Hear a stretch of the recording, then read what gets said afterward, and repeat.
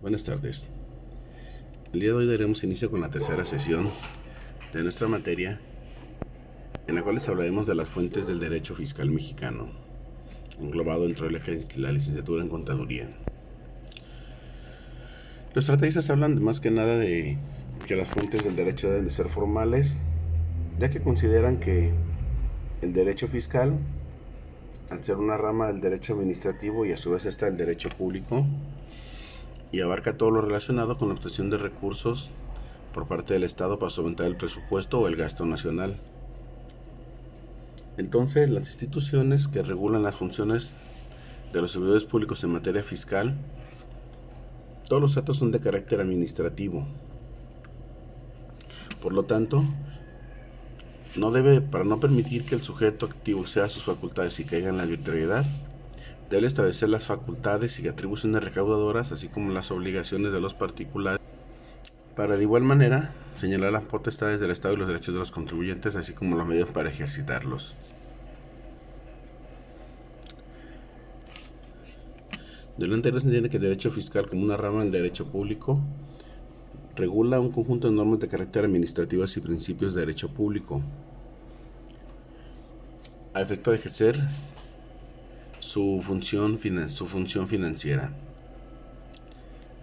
Entonces, al hablar del conjunto de normas que uno tiene el derecho fiscal, es conveniente precisar que para ser válida y sujeta a la vida jurídica, deben pasar por un procedimiento que su nacimiento dará vida a las normas jurídicas. Este procedimiento, resolución, se le denomina fuente formal del derecho, pues da nacimiento a las normas que regirán el derecho fiscal en que nos ocupa. Así, por fuente del derecho debemos entender la expresión que generalmente se utiliza para designar su origen.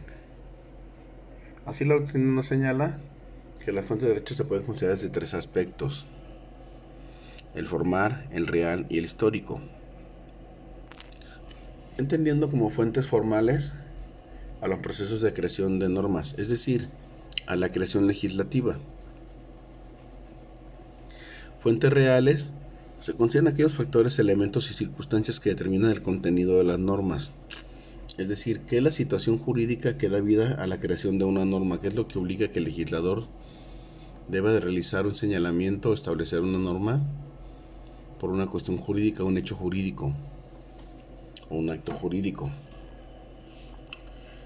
Y por último, las históricas,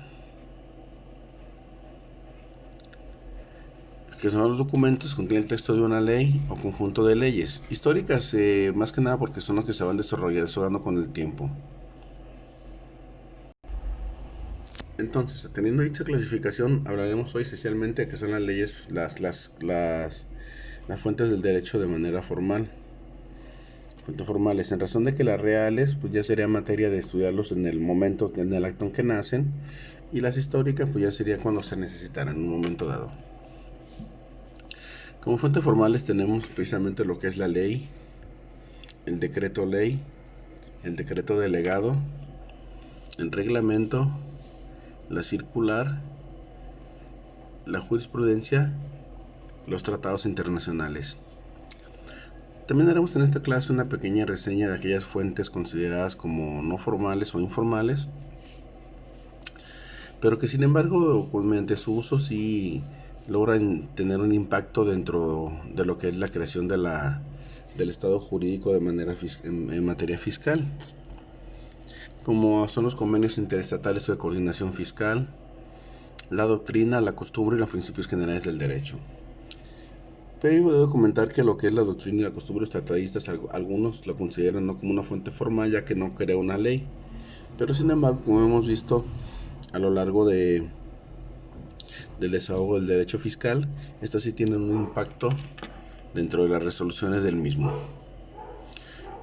Entonces pasaremos primero que nada a ver lo que es la ley. La ley, en consecuencia, es como la norma jurídica emanada del poder público debidamente facultado para ello, que es el poder legislativo. Sus principales características es que son generales, abstractas y obligatorias. Así, Una ley se considera general porque sus disposiciones son aplicables no a determinadas personas o actos, sino a un número indeterminado e indefinido de actos y personas, por lo cual todo sujeto, al caer dentro del supuesto previsto por la norma, queda supeditado al orden general de la ley. Es decir, las órdenes son generales, van determinadas para toda la sociedad, en este caso en materia fiscal, para todos los mexicanos que tienen la obligación legal de cumplir con las obligaciones. Valga la redundancia. Asimismo, se considera que la ley es abstracta porque para aplicarse al caso concreto, el legislador no puede prever el número de personas que puedan incurrir en dicha circunstancia, por lo cual hace una abstracción de ellos, es decir, se hacen de manera generalizada y sin pensar directamente sobre qué sujeto va a recaer. O sea, es decir, que la ley se expresa en supuestos que de realizarse o producirse se concretizan aplicando las consecuencias previstas por la misma. Como último punto tenemos que la ley debe ser obligatoria y sancionada por la fuerza que administra el Estado, ya que de no hacerlo perdería su naturaleza coercitiva. O sea, la posibilidad que lo coercitivo le obligara a la persona que va dirigido al cumplimiento de las normas jurídicas con la fuerza del Estado. Bajo ese contexto, la ley se ha considerado como la fuente formal por excelencia del derecho fiscal. Así, se considera que es fuente formal del derecho porque, de acuerdo con el contenido del artículo 4, este es su fundamento legal del artículo 31 de la Constitución, la fracción cuarta del artículo 31, el cual expresa la obligación de contribuir al gasto público, que es una función que disponga la ley que se expidan para tal efecto. O sea que la obligación deriva de lo que se establezca en una ley formal y meramente legislativa, expedida por el Congreso de la Unión. Como ejemplo de estas leyes tenemos precisamente el Código Fiscal, la Ley del Impuesto sobre la Renta, la Ley del Impuesto al Valor agregado, entre otros. Como dato relevante debe acotarse que la ley solamente puede ser modificada o suprimida por otra ley o por otra regla que tenga eficacia de ley. Es decir, por sí sola no se puede modificar o suprimir, sino que debe ser sustituida o en su momento abrogada. Claro, cuando una ley es abrogada porque hay una nueva ley, la cual señala diversas facultades. En la máxima de todas las leyes, en este caso, claro que es la Constitución, que en su artículo 133, con el simple hecho de visualizar lo que nos plasma, la idea es esta. Dice que esta Constitución, las leyes del Congreso de la Unión que emanen de ella y todos los tratados que estén de acuerdo con la misma, celebrados y que se celebren por el presidente de la República, con la persona serán ley suprema de toda la Unión. Y así los jueces de cada estado se arreglarán a dicha Constitución, leyes y tratados, a pesar de las disposiciones en contrario que puedan haber en constituciones o leyes de los estados.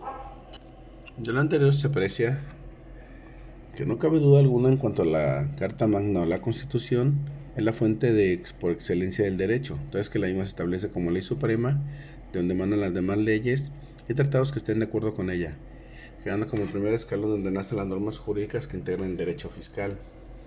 Así se determina que la estructura del Estado debe estar regulada mediante así como el tipo de gobierno, derechos y obligaciones del ciudadano, las prerrogativas individuales, las competencias de los diferentes órganos, etc. Pero, ¿cómo es este proceso de ley? ¿Quién tiene la facultad de crear la legislación en materia fiscal? Se entiende que en toda contribución se presumirá válida al momento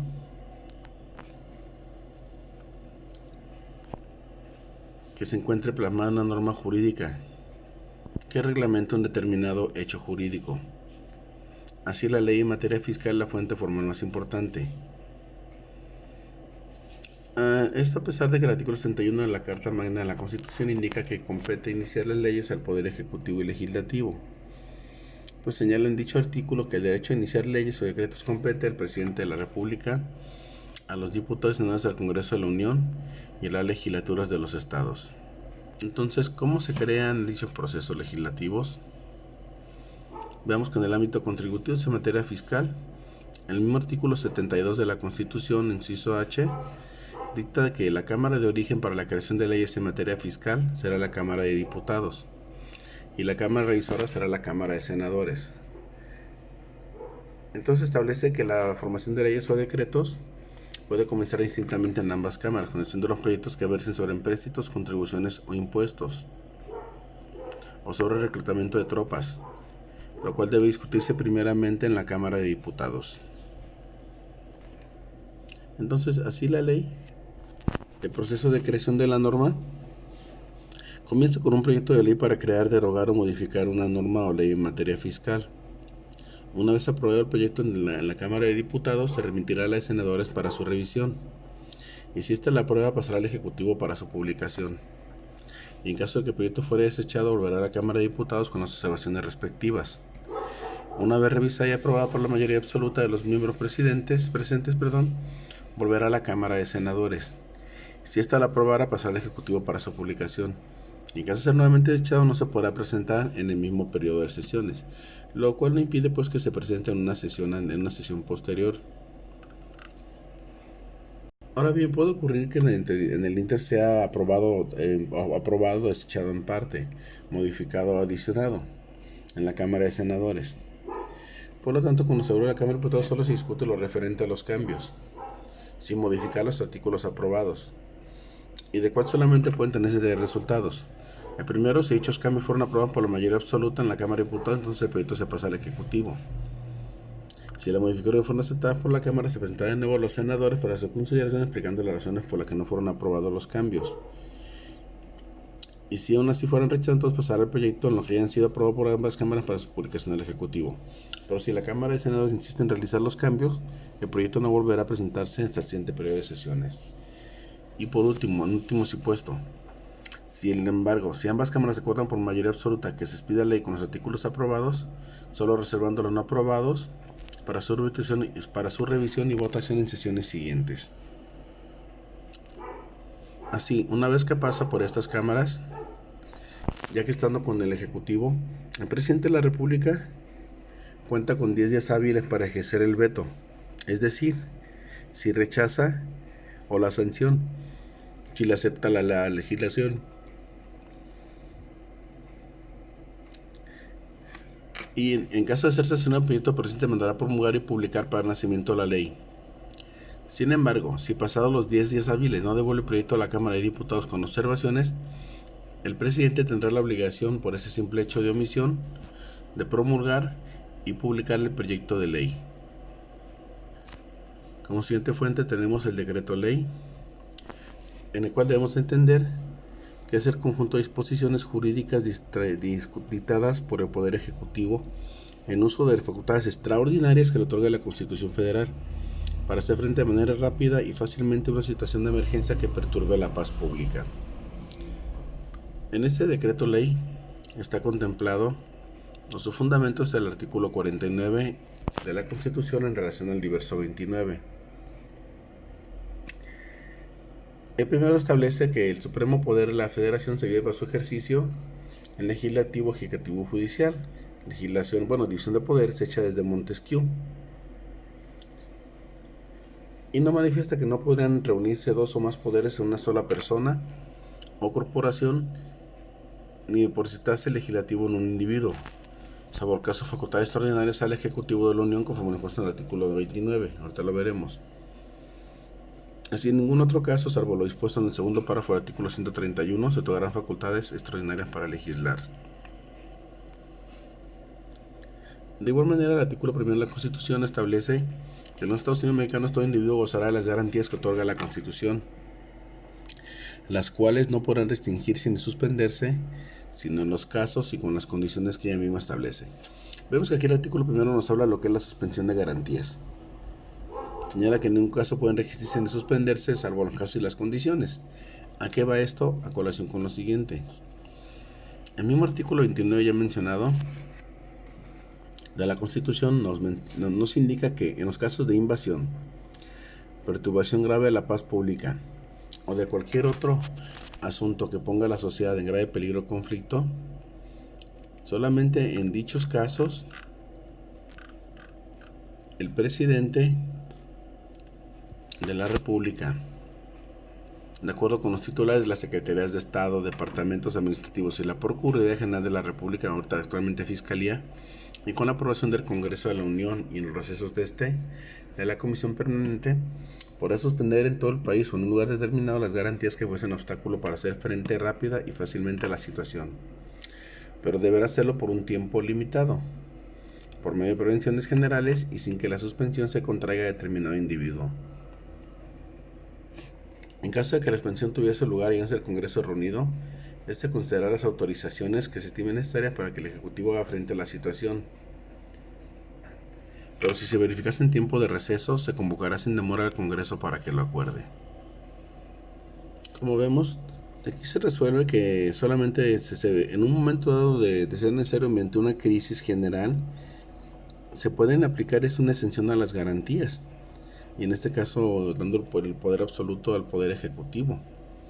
Lo anterior no irrumpe con el principio de división de poderes, únicamente como una excepción para poder dictar las medidas necesarias en un caso de dicho supuesto. Así entendemos que el decreto de ley constituye una excepción al principio de la división de poderes, conforme a la cual el encargado de dictar leyes aplica a los gobiernos el poder legislativo. Hasta en términos del artículo 29, cuando se suspende las garantías individuales, se autoriza en el propio proceso constitucional al Poder Ejecutivo, es decir, al presidente, para que ante situaciones consideradas como graves para la seguridad pública del país, pueda asumir la responsabilidad de hacer frente a la situación. Este tipo de medidas entonces es lo que se conoce como decreto ley. Se la denomina así porque toma todas las medidas que dicta el Ejecutivo Federal revisten la forma de un decreto presidencial y están constituidas en disposiciones de carácter general, como mencionamos, abstractas y obligatorias, que son los requisitos de la ley. Y en estricto sentido, para ese solo propósito, el Poder Ejecutivo lo es también Poder Legislativo, que se le toman facultades extraordinarias para legislar. El objetivo que sigue con esta autorización es dotar al Ejecutivo Federal de las facultades necesarias para poder tomar las medidas indispensables para hacer frente rápido y fácilmente a una situación de emergencia.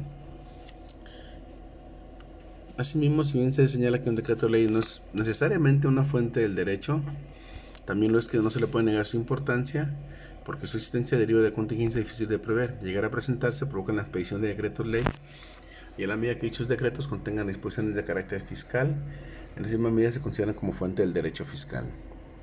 Al respecto debo de abundar que únicamente hasta la fecha que ya había una suspensión de garantías,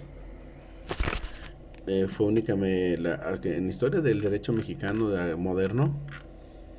El único ejemplo que se vio fue cuando el 2 de junio de 1942 el presidente general Manuel Ávila Camacho suspendió las garantías individuales vigentes en la Constitución, y esto atendiendo a la contingencia mundial en aquel tiempo de lo que era la Segunda Guerra Mundial. Ahora pasamos al siguiente decreto, que es el decreto delegado. El decreto delegado, conocido así, se realiza cuando la Constitución Federal autoriza al Congreso de la Unión para que delegue en el Poder Ejecutivo facultades que a él le corresponden, autorizándolo para que emita normas con fuerza de ley por un tiempo limitado y por objetos definidos y determinados. Este tiene su fundamento en el señalado artículo 131 de la Constitución, el cual manifestará en la parte conducente que el Ejecutivo podrá ser facultado por el Congreso de la Unión para aumentar, disminuir o suprimir las cuotas de las tarifas de exportación e importación expedidas por el propio Congreso, y para crear otras, así como para restringir y para prohibir las importaciones, las exportaciones y el tránsito de productos, artículos y efectos cuando lo estime urgente, a fin de regular el comercio exterior, la economía del país, la estabilidad de la producción nacional, o realizar cualquier otro propósito en beneficio del país. Así, el propio Ejecutivo, al enviar al Congreso el presupuesto fiscal de cada año, someterá a su aprobación el uso de las facultades que le fueron concedidas. Se le designa decreto delegado porque las normas contienen son emitidas con el carácter de decreto presidencial y derivan de la delegación de facultades que hace el Congreso de la Unión en favor del Ejecutivo, por autorización expresa de la propia Constitución Federal. La diferencia del decreto ley y el decreto delegado es que este no requiere de la declaración previa de una situación de emergencia. y el decreto ley sí requiere. Además, el Ejecutivo no está obligado a informar al Congreso el uso de esta facultad. Y cuando se trata del decreto delegado, sí debe someter a la aprobación del Congreso el uso que hubiera hecho de la facultad concedida. Como ejemplo tenemos la Ley de Ingresos de la Federación vigente para el ejercicio fiscal, que en su artículo 15 autoriza expresamente al Poder Ejecutivo para que expida las disposiciones necesarias para el cumplimiento de lo establecido por la ley en materia de estímulos y subsidios fiscales. Igualmente, el Código Fiscal de la Federación vigente en su artículo 39, fracción 3, autoriza al Poder Ejecutivo para que mediante disposiciones de carácter general conceda subsidios o estímulos fiscales. Como siguiente punto tenemos el reglamento. ¿Qué es el reglamento? El reglamento es algo un poco más común, no tanto como los decretos. Entendemos el reglamento como el conjunto de disposiciones jurídicas de carácter abstracto, general y obligatorio que expide el Poder Ejecutivo en sus facultades que le impropia y cuya finalidad es facilitar la exacta observación de las leyes pedidas por el Congreso Legislativo. Lo anterior viene a colación en virtud de que en muchas ocasiones las leyes que se emiten pueden ser un poco confusas o las mismas estiman que para su adecuada aplicación debe existir un ordenamiento especial dirigido atentamente a dicha disposición. Como ejemplo de esto podemos tener la ley de amparo. La ley de amparo reglamentaria, los artículos 103, 105 y 107 de la Constitución. De ahí nace la famosísima ley de amparo. Pues bien, hay ordenamientos generales, como podemos decir un ejemplo, la ley orgánica del Poder Judicial, la cual tiene su reglamento, el cual subsana las omisiones o lagunas que pudieran existir. En realidad, el reglamento es un acto formalmente ejecutivo, porque deriva del Poder Ejecutivo. Y materialmente legislativo, que es situaciones jurídicas generales abstractas y obligatorias, mediante las cuales se desarrollan y complementan en detalle las normas de una ley, a efectos de la más eficaz y expedita su aplicación a los casos concretos que se presenten. Se diferencian de la ley en que estas se emanan del Poder Legislativo y el reglamento del Poder Ejecutivo. Pero ambos contienen disposiciones generales abstractas y obligatorias y tienen la misma importancia porque obligan por igual a los contribuyentes. Así, los reglamentos pueden ser de tres clases. Para la ejecución de las leyes, que es un reglamento fiscal. Para el ejercicio de las facultades que el Poder Ejecutivo le corresponden. Y para la organización y funcionamiento de la misión del Estado y la ordenación del personal adscrito al mismo, y de los entes de las instituciones públicas y dependencias de la administración activa. Como ejemplo está el reglamento interior de la Secretaría de Hacienda y Crédito Público. Así, en este punto, en este primer principio, por lo que se refiere a los reglamentos para la ejecución de las leyes, que es la relativa a los reglamentos fiscales, pueden señalarse las siguientes características. En primero, tienen su fundamento en el artículo 89, fracción 1 de la Constitución, que da facultad al presidente de la República para promover y ejecutar leyes que expida el Congreso de la Unión. En segundo, es un acto formalmente ejecutivo porque es emitido por el Poder Ejecutivo y materialmente legislativo que participa de los atributos de una ley, aunque solo sea en cuanto a que ambos ordenamientos de naturaleza general las trate obligatoria. El tercero, la ley establece una obligación y el reglamento desarrolla la forma en que se debe dar cumplimiento en detalle a la obligación establecida por la ley. El cuarto señala que no puede haber reglamentos fiscales autónomos, es decir, no apoyados en una ley fiscal expedida por el Congreso de la Unión. No se puede inventar una ley reglamentaria de un artículo X cuando el artículo no dispone de un señalamiento preso, como ejemplo mencioné la ley de amparo.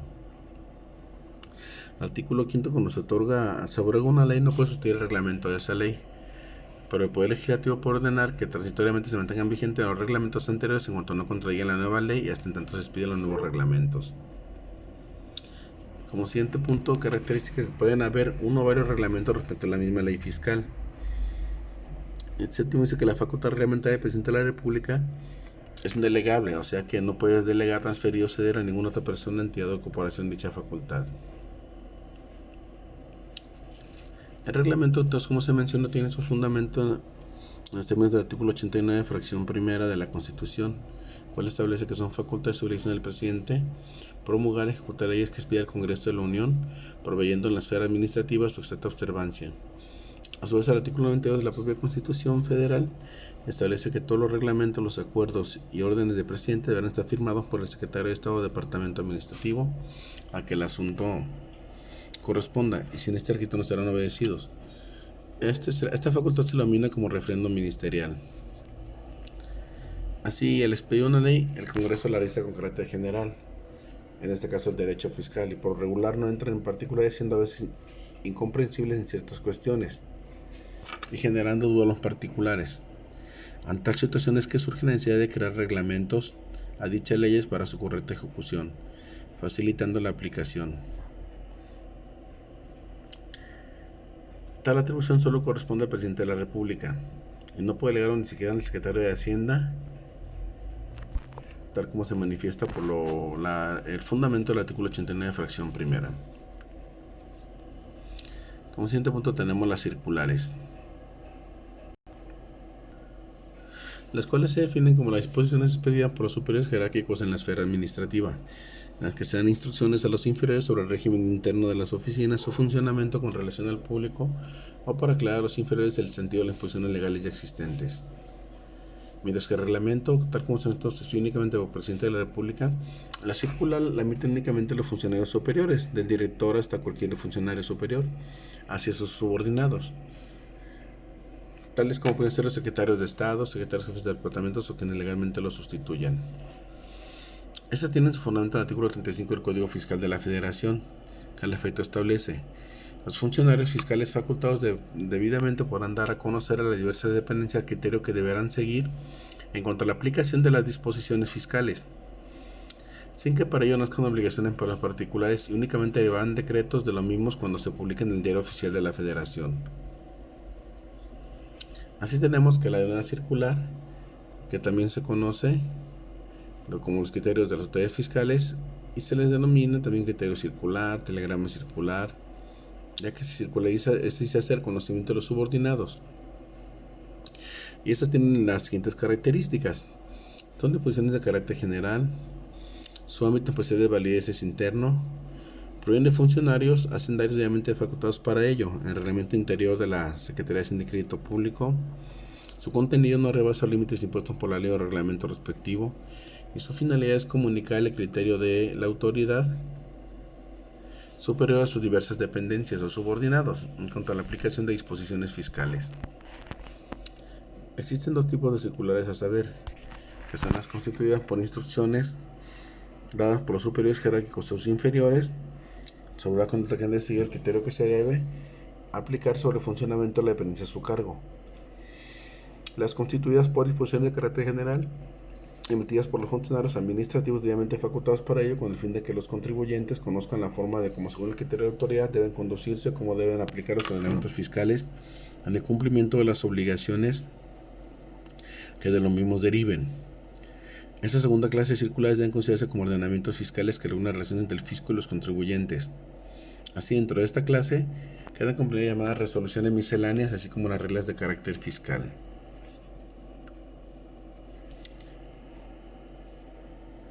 Al respecto, debe señalarse que resulta necesario comentar que en el orden jurídico mexicano no es permisible que los órganos administrativos legislen o reglamenten. Entonces, por lo tanto, las circulares no pueden ser tenidas como ley ni como fuentes formales del derecho, como se ha sentado en la siguiente jurisprudencia, que nace del apéndice del Seminario Judicial de la Federación en su tesis 352, página 584, que dice que las circulares no pueden ser tenidas como ley y los actos de las autoridades que se fundan en ellas importan una violación de los artículos 14 y 16. Lo anterior viene únicamente en razón de que, por medio de la circular no puede rebasar la norma que es la ley, porque no es una creación legislativa. Como siguiente fuente formal tenemos en este caso la jurisprudencia. La jurisprudencia se establece en materia fiscal de dos supuestos nace. Uno es precisamente la ley del contencioso administrativo, y el otro la primera Constitución. Se define como la interpretación habitual, constante y sistemática que llevan a cabo los tribunales competentes con motivo de la resolución de los asuntos que son sometidos a su jurisdicción, sosteniendo el mismo criterio en cierto número de casos concretos o decidiendo el que debe prevalecer en caso de tesis contradictorias. Entonces, así tenemos que el tribunal es un tribunal administrativo dotado de plena autonomía para evitar fallos con la conexión y atribuciones que su propia ley orgánica establece. Se integra por 20 regiones con 37 salas y 3 magistrados. Entonces vemos así que la jurisprudencia se establece por la sala superior funcionando en pleno. En este caso en específico me voy a enfocar en lo que es el Tribunal de Justicia Fiscal y Administrativa, ya que el proceso es un poco distinto para la creación de la jurisprudencia a lo que es la Suprema Corte. Y así se establece cuando se aprueban 3 presentes no interrumpidos a 3 criterios no interrumpidos por otro en contrario, y cuando se aprueben 5 criterios no interrumpidos por otro en contrario, cuando trate de resolución de algunas decisiones de la sala superior. De igual manera constituyen jurisprudencia la resolución pronunciada por la sala superior aprobada por la menos por 7 magistrados que diluciden o resuelvan las contradicciones de tesis sustentadas en las sentencias emitidas por las secciones o por las salas regionales de dicho tribunal. Los presentes que constituyen por las tesis sustentadas en las sentencias son las resoluciones de contradicción de sentencias aprobadas en el pleno por lo menos por 7 magistrados de la sala superior. Asimismo, la jurisprudencia puede establecerse de la siguiente manera, es decir, nace de 3 maneras. En primer lugar, tiene que haber un criterio. Si dicho criterio se sustenta en 5 sentencias ejecutorias no interrumpidas en el mismo sentido, es cuando se le conoce que nace jurisprudencia por reiteración de criterios. Después, cuando de esos criterios surge alguna discrepancia o controversia con algún otro criterio que debió prevalecer y previa pues su análisis, es cuando surge la jurisprudencia por contradicción de tesis, ya que pues, digamos que en 2 salas sustentan, o sea, dos regionales sustentan criterios diversos sobre un mismo punto. Entonces en este caso el Supremo Tribunal tiene que establecer cuál criterio debe prevalecer, entonces lo que se conoce como tesis por contradicción. Y por último, por sustitución, estaban haciendo conforme va modificándose o va creciendo la norma, se va modernizando. Su fundamento se establece de esta manera, así dentro del artículo 36 de la Ley Federal del Procedimiento Contencioso Administrativo, la cual nos señala de qué manera se constituye la jurisprudencia.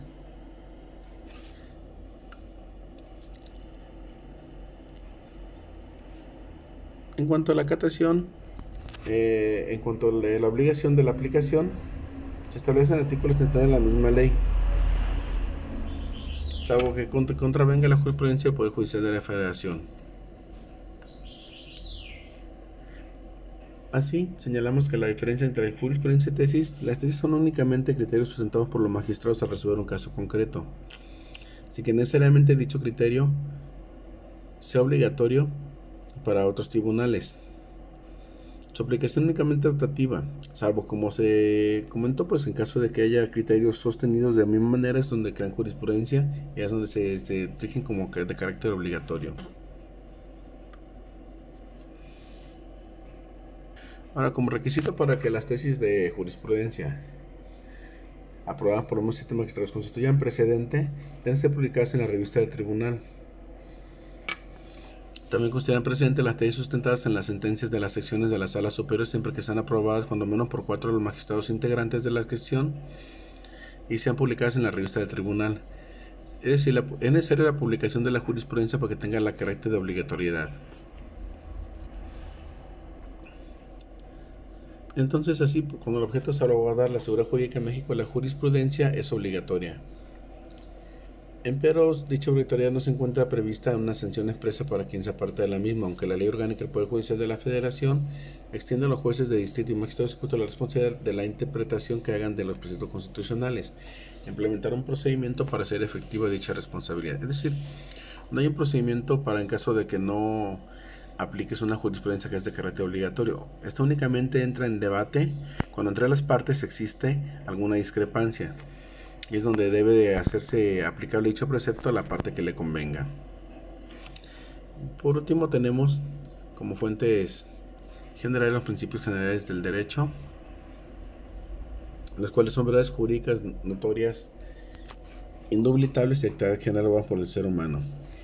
Dentro de los principios tenemos su fundamento en el artículo 14 de la Carta Magna de la Nación, el cual nos señala En su último párrafo, que en los juicios del orden civil la sentencia definitiva deberá ser conforme a la letra o a la interpretación jurídica de la ley, y a falta de eso se fundará en los principios generales del derecho. Así tenemos que el derecho fiscal mexicano, en cuyo régimen jurídico por este principio de legalidad como penguras del mismo, es notorio y fundamental que estos principios tomen relevancia primordial como una fuente formal. En el ámbito fiscal tenemos el artículo 31, fracción cuarta, para ir entendiendo dichos principios. Es decir, de este artículo y este de aquí nacen los principios en materia fiscal, ya que nos señala que son obligaciones de los mexicanos el contribuir para los gastos públicos, así como la federación, de los estados, de la Ciudad de México y del municipio en que residan de manera proporcional y equitativa que pongan las leyes. Entonces tenemos aquí cuáles son los principios que se desprenden del anterior precepto. El principio de obligatoriedad, ya que son obligaciones. Principio de generalidad, ya que son obligaciones de los mexicanos, en general todos los mexicanos. El principio de vinculación con el gasto público, ya es de contribuir para el gasto. Principio de anualidad, ya que el gasto público, así como la federación, los estados en que residen, se le hacen entre misceláneas fiscales y en este caso resoluciones anuales. El principio de proporcionalidad, ya que sea de manera proporcional equitativa. El principio de equidad, el principio de legalidad, que pone el principio de seguridad jurídica, vinculado con el principio de legalidad. Así veremos rápidamente lo que son el principio de obligatoriedad, ya que la esencia de este principio se encuentra en la responsabilidad ciudadana para contribuir con el gasto público. Entonces, cuando el gobernador se ubique en una hipótesis normativa prevista por la ley, indudablemente se encontrará en la situación de hecho para el pago contributivo. El principio de generalidad, ya que debe aplicarse de manera general y sin distinción a toda persona. Lo anterior nace pues con disposiciones de generalidad desde la Declaración Francesa de los Derechos del Hombre y que ha sido agregando a la Constitución Política conforme su desarrollo histórico. El principio de vinculación con el gasto público, ya que justifica la relación jurídica entre el sujeto de la contribución. Entonces, que la carga tiene como objetivo costear el gasto público, el cual sirve para que el Estado mexicano financie sus actividades. El principio general, ya que se manifiesta para todos los mexicanos. En este caso, las personas que se encuentran dentro de dicho supuesto. De vinculación, principio de anualidad. Este principio nace muy relacionado con el de vinculación con el gasto público. Entonces, que la ley de ingresos y egresos del sistema judicial tiene una vigencia anual. Lo anterior, nace en virtud de que el gasto, el propuesto de egresos de un municipio se hace de acuerdo a las leyes de ingresos, se hace un estimativo anual por lo general. Entonces dicho gasto se refleja al momento de hacer las disposiciones del mismo. De proporcionalidad, ya que la aplicación de la ley es proporcional con la capacidad económica del sujeto pasivo. La Suprema Corte ha manifestado que la proporcionalidad radica medularmente, en que los sujetos pasivos deben contribuir a los gastos públicos en función de su respectiva capacidad económica, deben aportar una parte justa y adecuada a sus ingresos, utilidades o rendimientos. El principio de equidad, el cual nace de la misma igualdad, que ante una misma ley tributaria tienen todos los sujetos las mismas condiciones de recibir un trato idéntico sin distinciones. El principio de legalidad, ya como se mencionó, que el derecho fiscal a la relación tributaria debe tener como referente una ley que la regule, ya que no puede existir un tributo válido, no existe una ley que le dé origen. Parte del principio nullum tributum sine lege, o sea, no hay tributo sin ley. Y el principio de seguridad jurídica, que debe revestir todo lo que dice, se basa en el artículo 1 constitucional, que las garantías serán para todas las personas, la Constitución de los Tratados, que la ley de que el Estado mexicano sea parte. Sobre este principio nace lo que es conocido como el derecho de petición, el cual se encuentra consagrado en el artículo 8, que es la facultad de acudir ante el juzgador a efecto de que mediante un escrito debe obtener una respuesta, sin que lo anterior tenga que verse inmerso con algún problema con lo que es conocido como la garantía ficta, porque eso es un tema que veremos más adelante. Tenemos la garantía de directividad de la ley penal, la cual viene en el artículo 6 del Código Fiscal, que nos señala que las contribuciones se causan conforme se realizan situaciones jurídicas o de hecho previstas en leyes fiscales vigentes durante el lapso en que ocurran. Es decir, no puede ser una contribución cuando no se encuentra vigente la ley. Tenemos la garantía de mandamiento escrito, autoridad competente, fundamentación y motivación. Esas derivan esencialmente del artículo 6 de la Carta Magna. En este caso, la Constitución, que dice que la autoridad administrativa podrá practicar visitas domiciliarias únicamente para asegurarse que se han cumplido los reglamentos sanitarios y de policía y exigir la exhibición de libros y papeles indispensables para comprobar que se han acatado imposiciones fiscales, sujetándose en estos casos a las leyes respectivas y a las formalidades prescritas para los cateos. Y por último, tenemos la garantía de audiencia del debido proceso, la cual se encuentra reconocida en el artículo 14 de la Constitución, que enseña que nadie puede ser privado de la libertad de su propia disposición de derechos, sino mediante juicio seguido ante los tribunales previamente establecidos, en el que se cumplen las formalidades esenciales del procedimiento y conforme a leyes expedidas con anterioridad al hecho. Por último, tenemos de los puntos informales, los convenios interestatales sobre coordinación fiscal, la doctrina y la costumbre. Pues no voy a andar mucho, ya que no se consideran, como manifesté, una fuente primordial, a diferencia pues de los principios generales que sí se pueden desprender de una legislación. Y en los convenios interestatales o de coordinación, en los que se le hacen con fundamento en la coordinación de que todos entre los estados, para esto englobados dentro de la federación. La doctrina, como es conocido, será lo que hablen los tratadistas al respecto, que si bien no crean una obligación del momento, pueden crear parámetros para salir, ya que la doctrina inclusive es muy utilizada en la cuestión de la jurisprudencia. O la costumbre, que son las cuestiones que se hacen dentro de una determinado grupo social, que con el tiempo van generando lo que es la ley. Bien, con esto combinaríamos lo que ve a la tercera sesión, y no queda más que agradecer su tiempo y hasta luego.